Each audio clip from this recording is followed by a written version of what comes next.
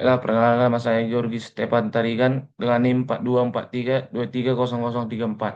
Di sini saya akan menjelaskan dari materi kalkulus multivariabel, di mana kalkulus multivariabel adalah cabang kalkulus yang memperluas konsep kalkulus ke fungsi dengan lebih dari satu variabel.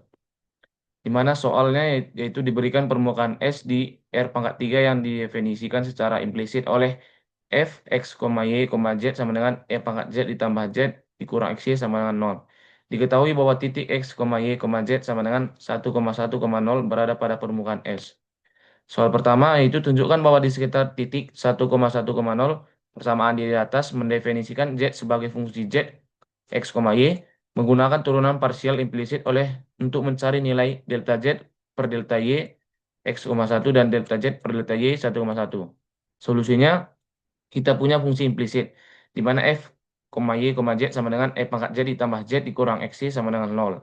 Delta f per delta z tidak sama dengan 0, yaitu delta f per delta z sama dengan e pangkat z ditambah 1. Di titik 1,0 diketahui bahwa z delta f per delta z sama dengan delta e di pangkat 0 tambah 1 sama dengan 1 tambah 1 sama dengan 2. 2 itu tidak sama dengan 0.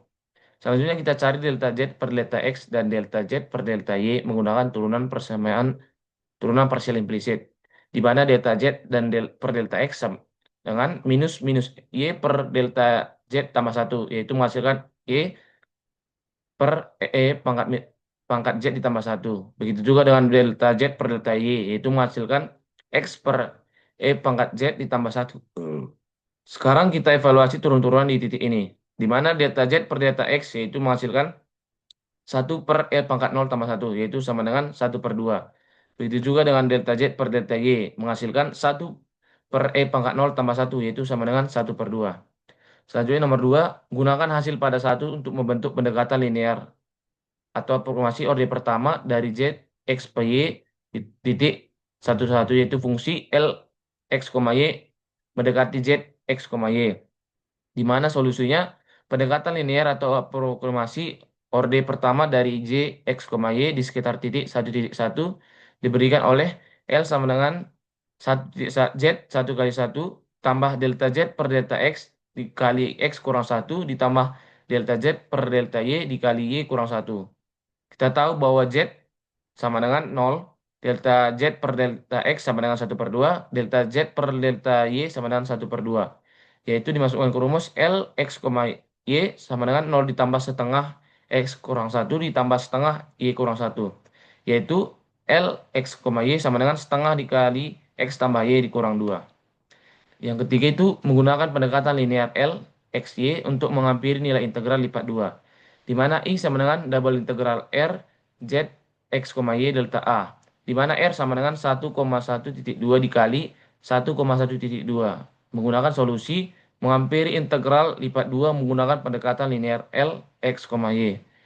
I sama dengan double integral R, Z, X, Y delta A mendekati double integral R, L, X, Y delta A sama dengan double integral R setengah X tambah Y dikurang 2 delta A.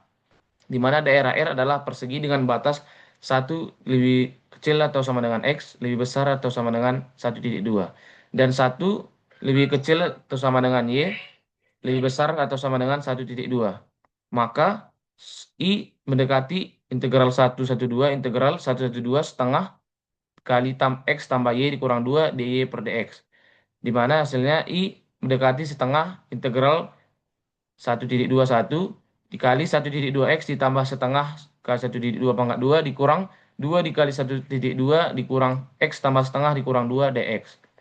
Dan dihasilkan I mendekati setengah integral 1,2 1 kali 0,2 X dikurang 0,18 dx.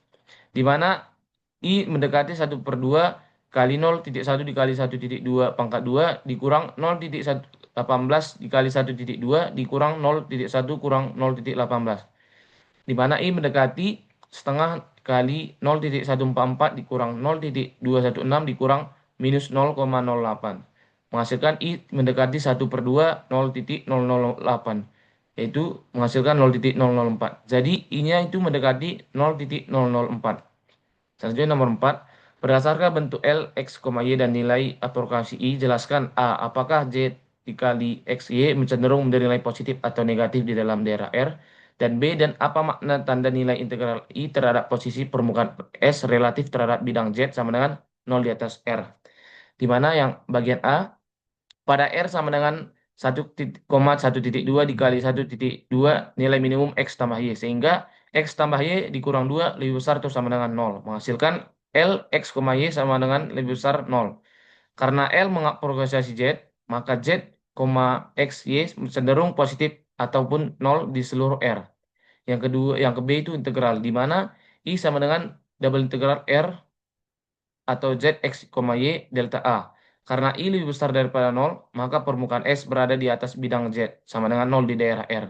Dengan kata lain, sebagian besar titik pada permukaan S memiliki ketinggian positif relatif terhadap bidang datar tersebut. Sekian yang bisa saya sampaikan. Adapun kata yang salah yang bisa saya sampaikan, mohon maaf. Sekian, terima kasih.